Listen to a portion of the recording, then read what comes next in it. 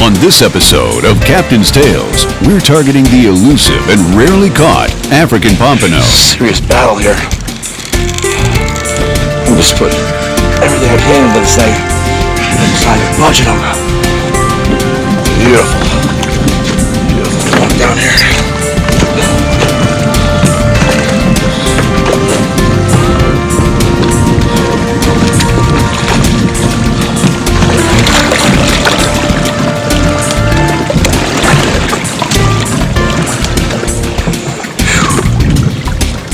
Definitely warm out today, along with myself. Throughout maritime history, there have been experts on the water who knew how to navigate and locate their bounty. These individuals held the secrets to where, when, and how. This still holds true today. Get ready for an angling experience filled with sea secrets, fantastic fishing, and great destinations. For on this show, it's only the captain and the camera. Hamilton Harbor is the start of our angling adventure with Captain Wes Bedell. We leave the dock early to travel 50 miles out into the Gulf of Mexico to locate offshore wrecks and rock piles known to hold fish. Captain Wes has developed a consistent technique to target the mysterious African Pompano. I found these fish in a wintertime pattern here from December through March. And I know that's a really hard time of the year to get out that far, but you know, if you pick your right day, you can definitely target these fish.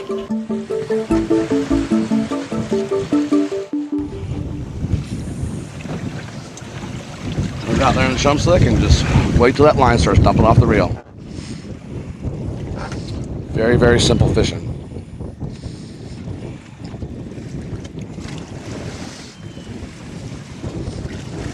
And they let you know when they're there, man. That line, they eat it and run.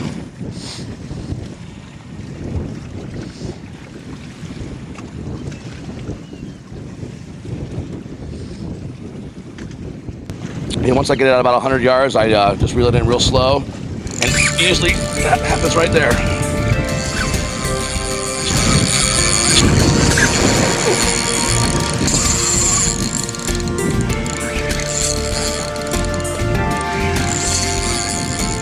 Catching these fish, you know, it's from the beginner to the expert, you know, and all in between.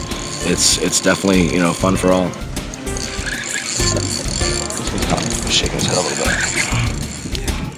This one's a little bigger. Oh yeah, look at the bars on it. It's beautiful. African Pompano are usually found on or near natural or man-made offshore structure. Once located, the technique to catch African Pompano is similar to snapper fishing.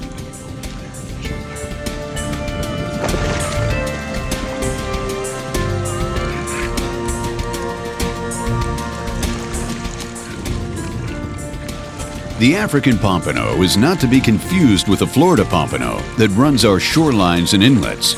This is their much larger offshore cousin. Wow, look at the bars on him. Beautiful. Who's talking to you? Saying thanks for coming out. Beautiful fish. They're getting a little bigger. Hopefully they'll keep bigger through the day. Beautiful fish.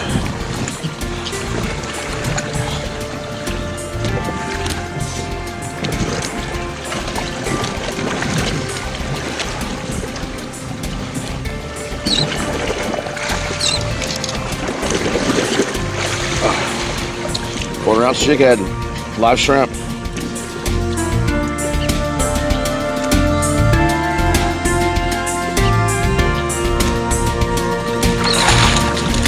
Ready to go. There he goes. Go tell your friends, I'm here. There we go.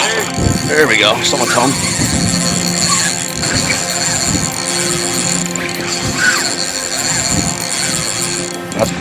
This feels like another one too.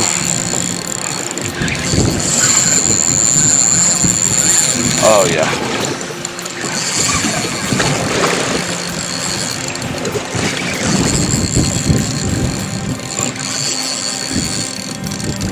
It's nice having that 8-foot rod too. You can use that extra light tackle and still enjoy it. Still horsing in too.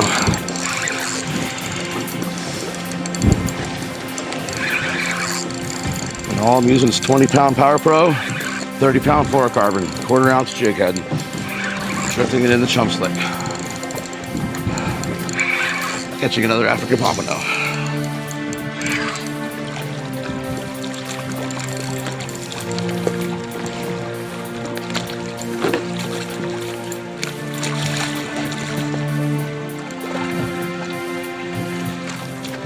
Number 2, kind of maybe a little smaller, but still not bad. African Pompano. Yeah, he swallowed that jig. See, the mouths are real soft too. Not as hard as a permit slips. Oh, he swallowed that guy. And they do have some little teeth, obviously, but very fun fish to catch. And they are accessible. You can't come out here and target these fish.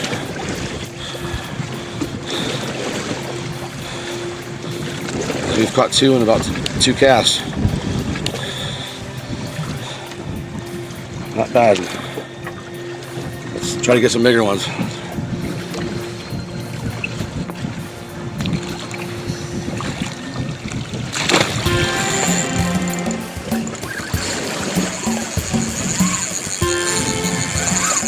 Oh, that's a nice fish.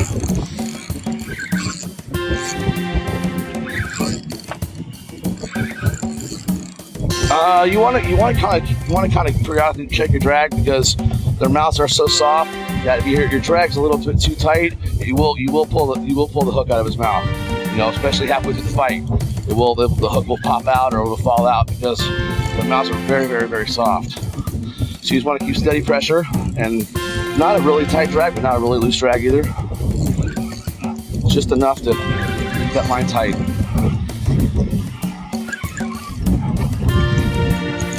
You know, you gotta make the journey out here, but it's well worth it. He's putting up a little struggle. Look at the color.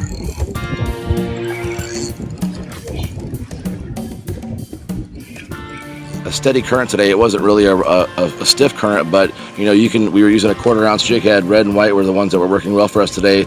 But if you have a little bit of stronger tide, you know, you can go to a 3/8 or a 1/2 ounce and still cover that basis and get that water column where you need to be.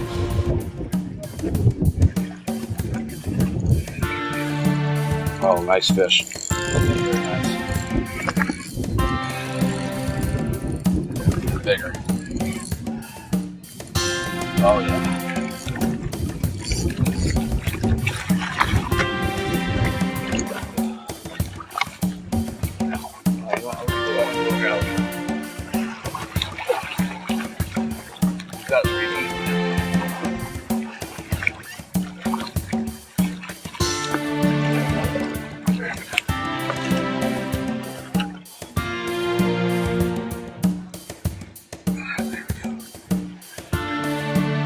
Getting a little bigger.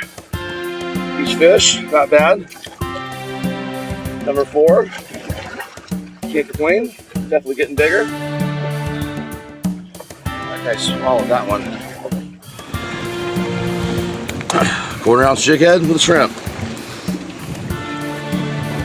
Beautiful fish. Got such a broad head on him too. It's beautiful, big eyes. Beautiful fish. There we go. A very hardy fish. He's pretty much ready to go. There he goes. Not bad. Could be a good day.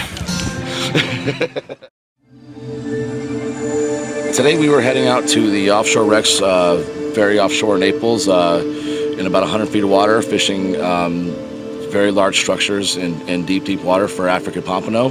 Was the target species today, and we were fishing them with the shrimp on a jig head.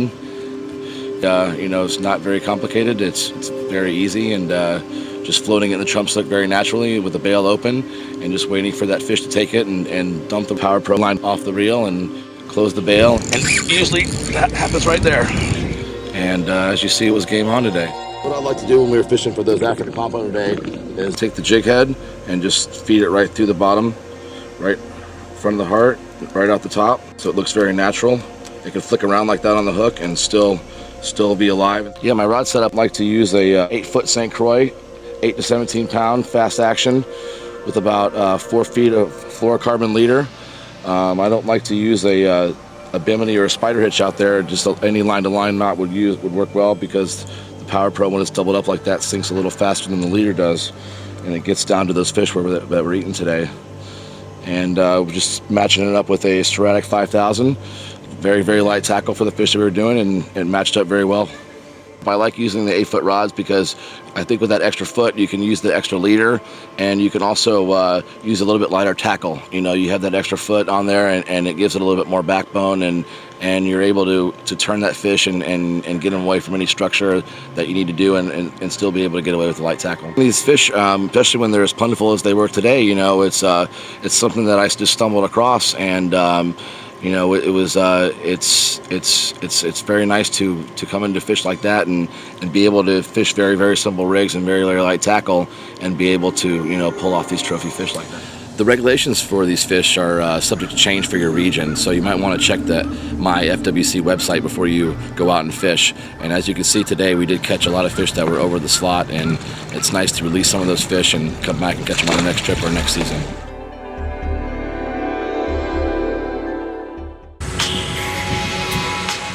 You know, doing 10 to 20 fish on a trip, and it's been pretty steady, so it's been pretty good. The wind and seas have been challenging, but the bite has been steady. So Captain Wes keeps a line in the water at all times. Came right at me on that one. Definitely want to reel down on him until you get that belly out. There he goes. He knows he's hooked now. But when you see that line dumping off the reel like that, you want to make sure you close the bail and reel that line down tight so you feel that fish, because most of the times you'll pull it right out of its mouth and you won't even know it. That fish was coming right towards me and didn't even know he was hooked until he was halfway back towards the boat.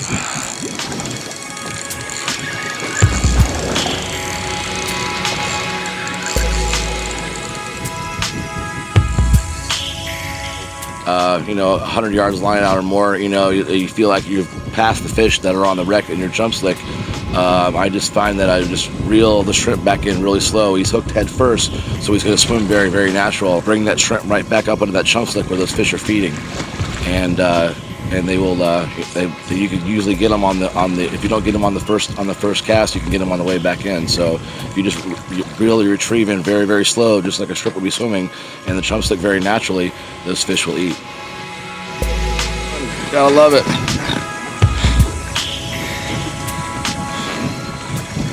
See how soft the mouths are, real soft. The hook pops right out. That's why you gotta keep that steady pressure on them so they don't spit that hook. That's a solid fish right there. Getting a little bigger.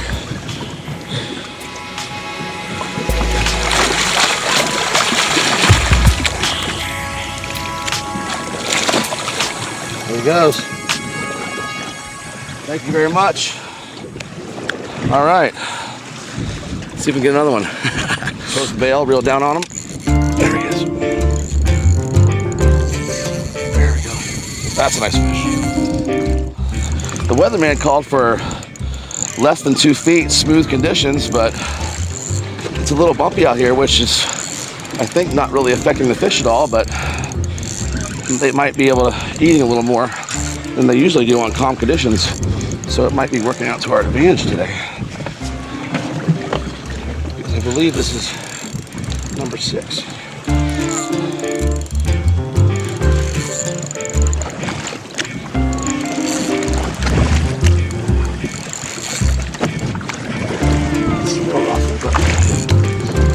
Still catch a nice fish.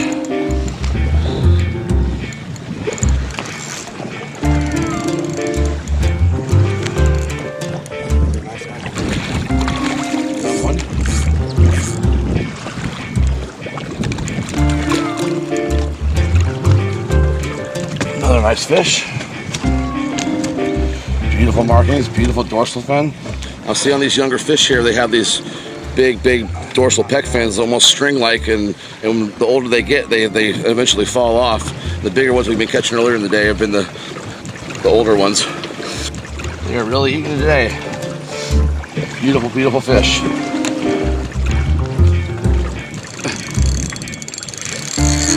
He just woke up. There we go. Oh yeah.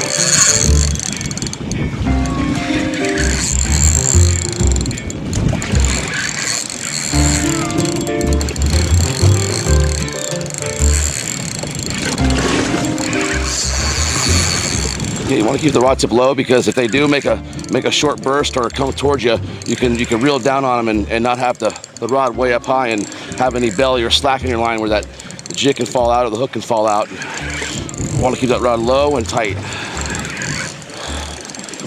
Let's just slowly pump them to the top.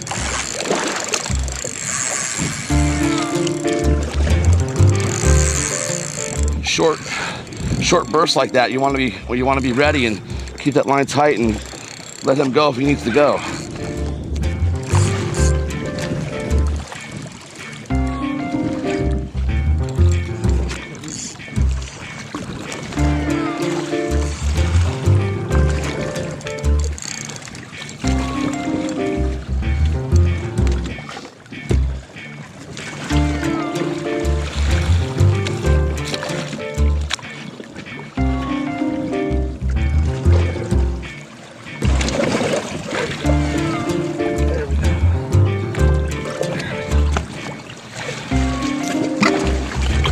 That's a nice fish.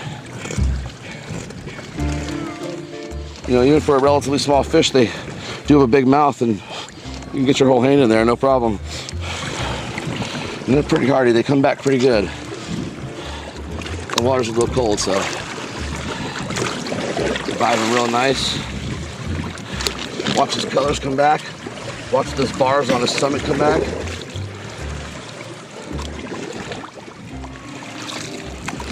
Don't you know he's ready? There he goes.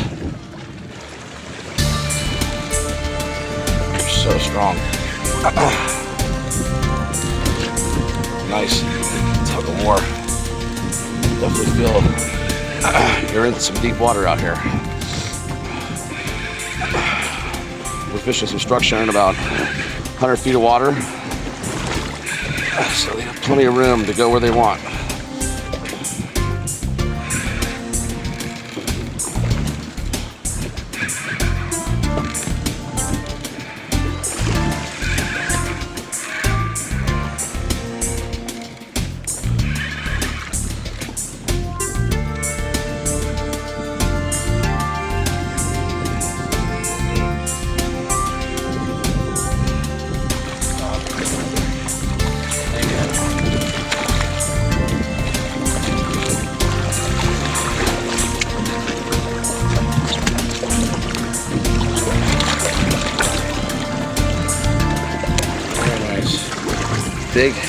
Big eyes. That's why you have to use the fluorocarbon, man. They can really tell the difference between the fluorocarbon and the regular. It's rare to catch African pompano, or even one in a lifetime of angling.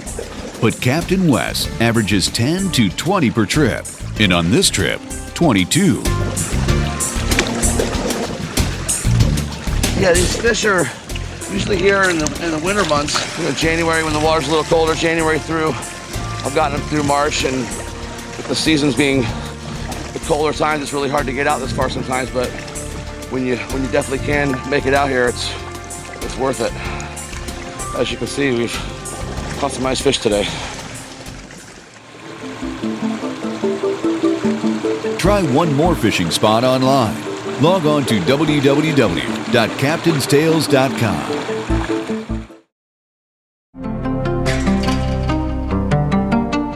Join us again next week for another episode of Captain's Tales, and try one more fishing spot online. Log on to www.captainstales.com.